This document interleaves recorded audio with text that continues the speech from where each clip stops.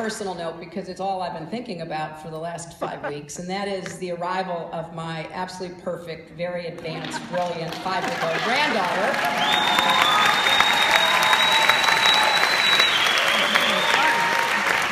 It is such a total treat to be in the Grandmothers Club.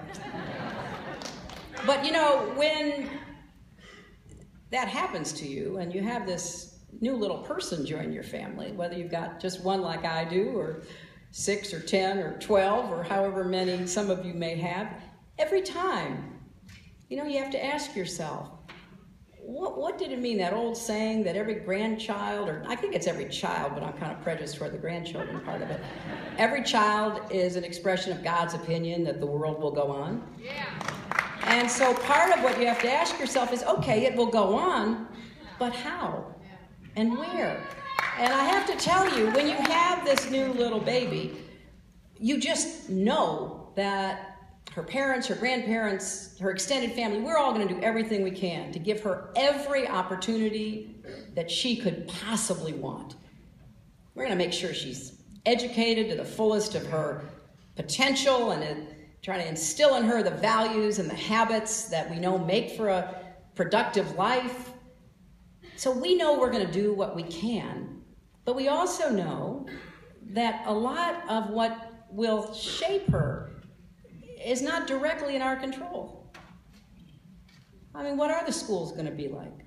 What will the healthcare system be like? How pure will the water she drinks and the air she breathes be like?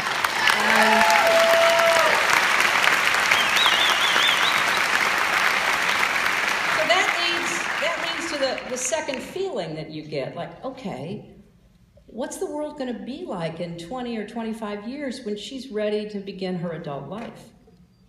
Is she going to walk forth into a country like the one that the governor and Allison and I and my husband did, where we believed in the American dream, where that was just an article of faith in our house?